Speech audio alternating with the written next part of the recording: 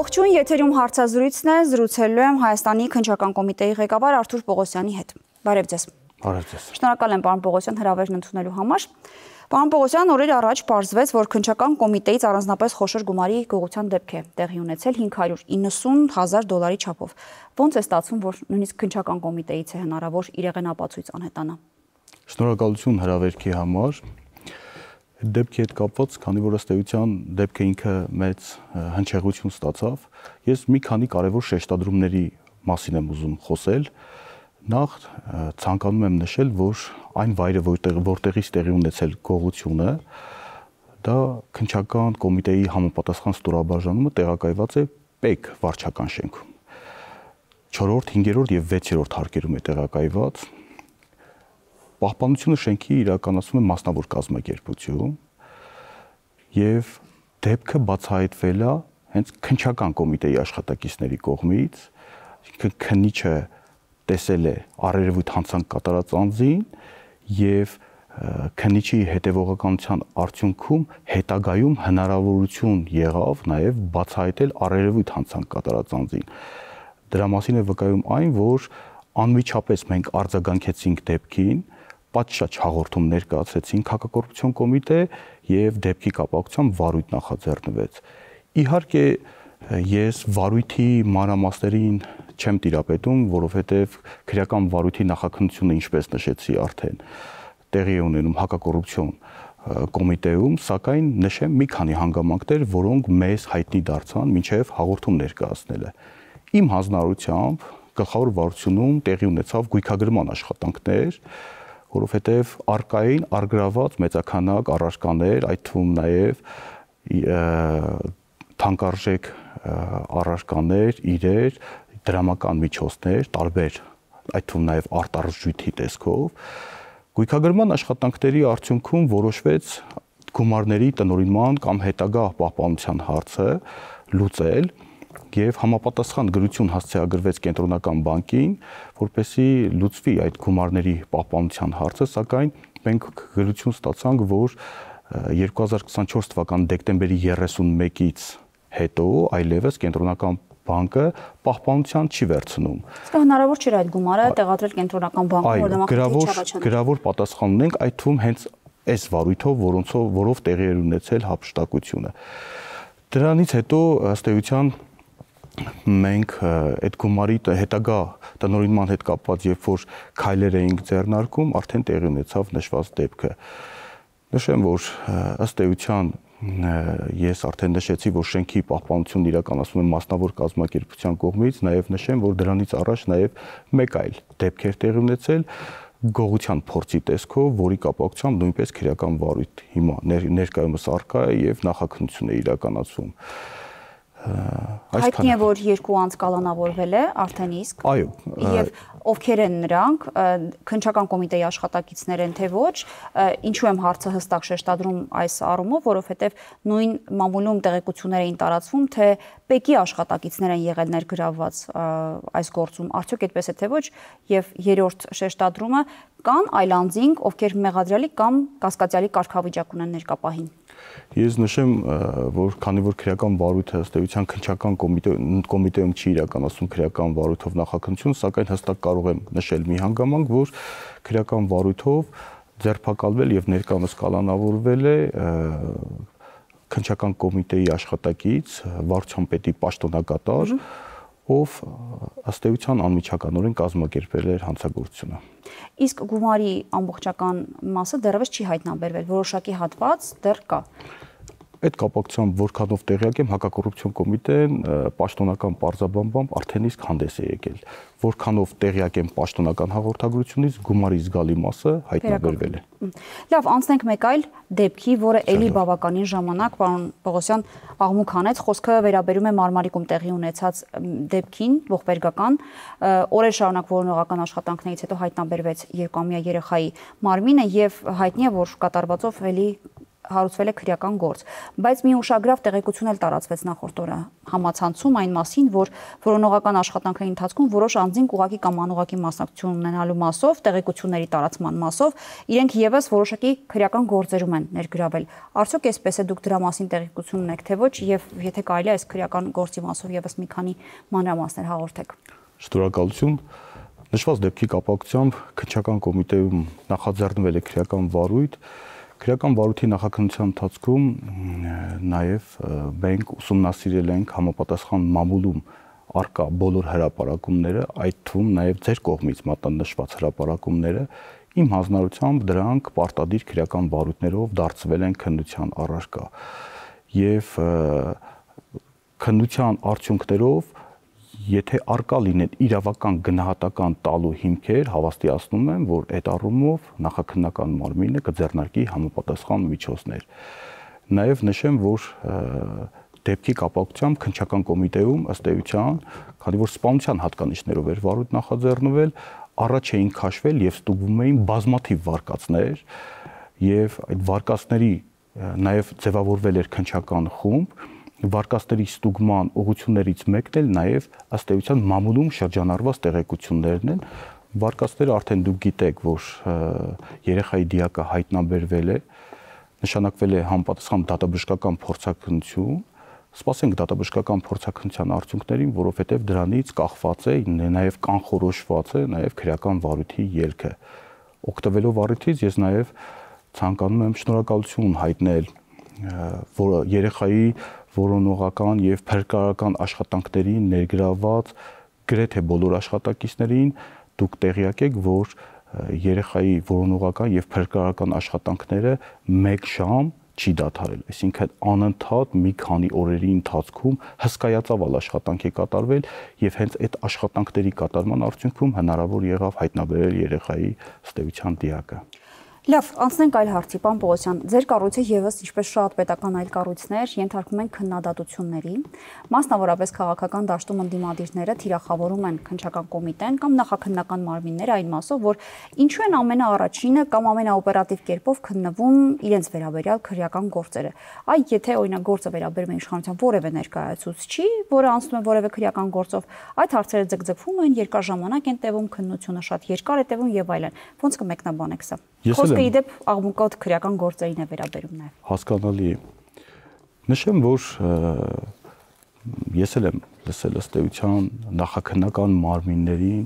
մարմնին ըստ էության գործերի ձգձգման հետ կապված այդ քննադատությունները։ Մենք իհարկե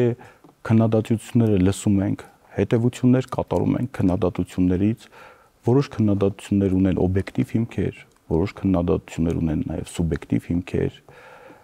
Նաև, բայց իհարկե մենք չենք տարանջատում քննադատությունների օբյեկտիվ կամ սուբյեկտիվ լինելը։ Մեր պարտականությունն է ըստ էության նախաքննական մարմնի, որպեսզի պատշաճ նախաքննություն իրականացվի եւ այդ նախաքննության ժամկետները հնարավորինս սեղմ լինեն։ Եվ իհարկե քրեական վարույթները ունենան որևիցե կերպ օրինական վախճան։ Հիմա քննադատությունների տեսքով, որ երբ որ լսում եմ այդ քննադատությունները կապված քրեական վարույթների, մենք քրեական վարույթները երբևիցե չենք տարանջատում սուբյեկտներով պայմանավորված, դեպքերի հետ կապված, բոլոր վարույթներն էլ ունեն էական եւ կարեւոր նշանակություն, բայց արկա են քրեական վարույթներ, որոնք հատկապես կապված են պետությանը պատճառված վնասի հետ կապված եւ որոնցից որ ըստ էության մեր հանրությունը ակնկալիքներ եւ սպասելիքներ ունի։ Սրանով է պայմանավորված մեր ուշադրությունը հատկապես այդ վարույթների նկատմամբ։ Տեղեկացնեմ ձեզ, որ այն քրեական վարույթները, որոնք որ իրենցից որոշակի հանրային հետաքրքրություն են ներկայացնում կամ քրեական վարույթներ, որոնք որ բազմադրվակ են, իրենք բարդ են, բնույթով պայմանավորված, այդ բոլոր վարույթները, հիմնական վարույթները իմ հանձնարարությամբ կենտրոնացվել է կենտրոնական ստորաբաժանումներում եւ գտնվում են իմ անմիջական հսկողության ներքո։ Եվ դրա շնորհիվ նաև դուք արդեն տեղյակ եք նաև մամուլի հրապարակումներից, որ կարճ ժամանակահատվածում հնարավոր եղավ նաև որոշակի հնչեղություն ունեցող քրեական վարույթներ հասցնել տրամաբանական վախճանին, որոնք տևական ժամանակ նախաձեռնվել եւ տևական ժամանակ գտնվում էին նախաքննության փուլում։ Բայց եկեք համաձայնենք, պարոն Պողոսյան, որ 18 թվականից ի վեր շատ աղմկոտ քրեական գործեր կան նախկին պաշտոնյաների հետ կապված, որոնք մինչև այսօր նույնիսկ քննության փուլում են, նախաքննության փուլում են եւ դեռ չի հասել գործը դատարան ուղարկելուն։ Եվ սա նաեւ քննադատության առիթներից մեկն է։ Արդյոք ձգձգումը այստեղ օբյեկտիվ է թե ոչ։ Եվ ի՞նչն է դրա պատճառը։ Դուք իրավացի եք, քննչական կոմիտեում արկա են քրեական վարույթներ, որոնք որ ըստ էության տևական ժամանակ քննվում են, մի քանի տարի շարունակ քննվում են այդ քրեական վարույթները, նաև գործերի ձգձգման պատճառների հետ կապված ես չեմ ուզում միայն պայմանավորվեմ այդ վարույթների ձգձգման պատճառները քննիչի անգործությամբ։ Որոշ քրեական վարույթներ ունեն նաև օբյեկտիվ հիմքեր ժամկետների առումով, որովհետև դուք տեղյակ եք, որ այդ վարույթներով նշանակում են բազմաթիվ փորձաքննություններ, որոնց կատարման համար որոշակի ժամանակահատված պահանջում են։ Օրինակի համար նշեմ, որ օրինակ դատատնտեսագիտական, դատահաշվապահական բնագավառի փորձաքննությունները որպես կանոն տևում են տևական ժամանակ։ Եվ ունենք փորձագիտական փորձաքննություններ նշանակված, որ օրինակ 1 տարի, 2 տարի շարունակաբար չենք ստանում փորձաքննությունների եզրակացությունները։ Ընդ որում այդ եզրակացությունները քրեական վարույթի ելքի համար ունեն առանցքային նշանակություն։ Մի մասը, այսինքն այս ձգձգումները կարող ենք տարանջատել նաև մի քանի պատճառներ նշենք ձգձգման հետ կապված, որոնցից մեկը արդեն ես մատնանշեցի։ Իհարկե, արկա են նաև քրեական վարույթներ, որոնց ձգձգումը պայմանավորված է հենց քննիչների անգործությամբ։ Այդ ուղղությամբ մենք նաև նախաձեռնում եւ իրականացնում ենք համապատասխան ծառայական քննություններ։ Իմ հանձնարարությամբ նախաքննության ժամկետների ձգձգման հետ կապված արդեն որոշակի հանձնարարականներ տրվել է ենթակա ստորաբաժանումներին, ես կարող եմ նշել մի քանի հանգամանքներ, մասնավորապես ես արդեն նշեցի, որ առանձնակի բարդություն ունեցող գործերը կենտրոնացվել են կենտրոնական ստորաբաժանումներում, բայց նաև մենք իմ հանձնարարվել է, որպեսզի վարույթների ձգձգման պատճառների հետ կապված անմիջական վերադասները ենթակա ստորաբաժանումներին, ենթակա քննիչներին հանձնարարությունների տեսքով հանձնարարություններ տան, վարույթային եւ ապացուցողական գործողությունների կատարման ուղղությամբ հստակ ժամկետներ մատնանշեն, հետո ընթացակարգեր է նախատեսված, թե այդ ժամկետները երբ է հնարավոր երկարաձգել կամ չերկարաձգել, նաև իմ հանձնարարությամբ քննիչները իրենց աշխատանքի կատարման հետ կապված ամենօրյա հաշվետվություն են ներկայացնում։ Ես մեկ այլ պատճառաբանություն կարող եմ մատնանշել, սա կարծիք է եւ հիմնականում ընդհանրական կարծիք էլի ինդիմադիր քաղաքական դաշտում, միգուցե նաեւ քաղաքական շեշտադրմամբ, որ վարույթների ձգձգման պատճառներից գլխավորը այս կամ այն գործի վաղեմության ժամկետի հատելուն հասցնելուն միտված է, այսինքն որպեսզի գործի վաղեմության ժամկետը անցնի, հետագայում անձը, եթե նույնիսկ դատապարտվի, միևնույնն է, այսպես ասեմ, պարզ խոսքով չդատվի։ Արդյոք նման բան կա թե ոչ։ Նշեմ, որ իմ հանձնարարությամբ եթե քրեական վարույթի նախաքննության ընթացքում առանց օբյեկտիվ հիմքի կամ չգիտեմ հանդիպում ենք մենք քրեադատավարական արգելքի եւ եթե քննիչի անգործության արդյունքում լրացել է անձին քրեական պատասխանատվության ենթարկելու վաղեմության ժամկետները, ըստ էության դրան հաջորդելու են համապատասխան ըստ էության գործողություններ։ Նշեմ նաեւ, որ կարճ ժամանակահատվածում դուք տեղյակ եք քննչական կոմիտեում աշխատում է բավականին ծառաբեռնվածությամբ, քննչական կոմիտեում արկա են, գիտեք, տասնյակ հազարավոր քրեական վարույթներ, այդ թվում նաև առանձնակի բարդություն ունեցող վարույթներ, մենք արդեն իսկ ընթացիկ տարում բավականին մեծ թվով նախկինում քննված վարույթներ ավարտել ենք եւ այդ վարույթներով առնվազն արկա չէ ձեր կողմից մատնանշված խնդիրը, ու խնդիր որպես այդպեսին ես դա խնդիր չեմ համարում, դատավարական ընթացակարգը երբեք չեն կարող մեկնաբանել որպես խնդիր, ըստ էության, բայց նաև այն վարույթները, որոնցով որ ըստ էության մենք նախաքննությունը ավարտել ենք, քրեական պատասխանատվության ենթարկելու վաղեմության ժամկետների հետ կապված խնդիրներ չենք ունեցել։ Իսկ մենք ունենք թվային տվյալներ, թե նախին քանի պաշտոնյայի դեմ հարուցված քրեական գործը դեռևս գտնվում է նախաքննության փուլում։ Ես նախորդ անգամ, երբ որ ինձ հարց տվեցին, նշեմ, որ մենք ըստ էության տարանջատում չենք իրականացնում նախկին եւ ներկա պաշտոնյաների մասով։ Մեր վիճակագրությունը սուբյեկտների հետ գործ ունենք, հետեւաբար ես ձեզ թվային ցուցանիշներ չեմ կարող ներկայացնել։ Աղմկահարույց քանի գործ կա, որ դեռևս նախաքննության փուլն էլ չի ավարտվել։ Սկսվել է, բայց չի ավարտվել։ Մի քանի գործեր կարող եմ մատնանշել, որոնք որ արդեն հանրությունը իրազեկվել է։ Դուք գիտեք, որ ազգային ժողովում երբ որ տեղի ունեցավ քննարկումներ, այդ գործերից մեկը վերաբերում էր օրինակ Տարոն Մարգարյանի վերաբերյալ քրեական վարույթին, որը ավարտված է։ Շուտով այդ նախաքննության ավարտ կհայտարարենք այդ քրեական վարույթով։ Մյուս վարույթը վերաբերվում էր երրորդ նախագահի հետ կապված վարույթներ, որը արդեն ավարտել ենք եւ գիտեք, որ հրապարակային դատաքննության փուլում է, եւ նմանատիպ վարույթներ մենք ունենք, որ իրենցից հնչեղություն ներկայացնում եւ շուտով այդ վարույթները իրենց տրամաբանական վախճանին կարժանանան։ Իսկ այն վարույթը, որը հարուցվել էր ազգային ժողովի դիմաց տեղի ունեցածին, դրա հետ կապված որևէ նորություն կասեք մեզ։ Դուք նկատի ունեք նոյեմբերի 9-ի 10-ի վարույթի հետ կապված մենք հիմա ակտիվ նախաքննության փուլում ենք, ինչքան էլ տարօրինակ լինի 5 տարի հետո ակտիվ նախաքննության փուլ մի քիչ հարաբերական է, բայց դուք գիտեք, որ այդ վարույթը իրենից որոշակի շատ մեծ բարդություններ ներկայացնում, հիմնական նախաքննությունը երբ որ ավարտվել էր, մեծամասամբ այդ վարույթները հիմա գտնվում են դատաքննության փուլում եւ նաեւ որքանով որ տեղյակ եմ, նաեւ ունենք դատապարտված անձինք, սակայն իմ հանձնարարությամբ քրեական վարույթի նախաքննությունը դարձյալ ակտիվացել է, ինչի մասին է վկայում նաեւ այն, որ արդեն իսկ մենք ունենք մեղադրյալ ներգրաված անձինք, դրան հաջորդում են ձերբակալություններ եւ առաջիկայում նույնպես այդ վարույթը իմ անմիջական հսկողության ներքո եւ առաջիկայում նույնպես կունենանք եւս այլ անձինք, ես չեմ ուզում առաջ անցնեմ եւ քրեական վարույթով հրապարակման ոչ ենթակա տվյալներ հայտնեմ, սակայն ես ցանկանում եմ, որպեսզի հանրությունը նաեւ տեղեկանա, որ ըստ էության քննչական կոմիտեում այդ վարույթը երբեք չի անտեսվել, դա գտնում եմ մեր Ոստիկաններ էլ կան գործող անցնող։ Այս պահին եկեք փակագծեր չբացեմ, բայց ես նշեմ, որ նաև այդ վարույթի շրջանակներում մենք նաև գործող պաշտոնյաներ ենք ձերբակալել, ովքեր որ ըստ էության նաև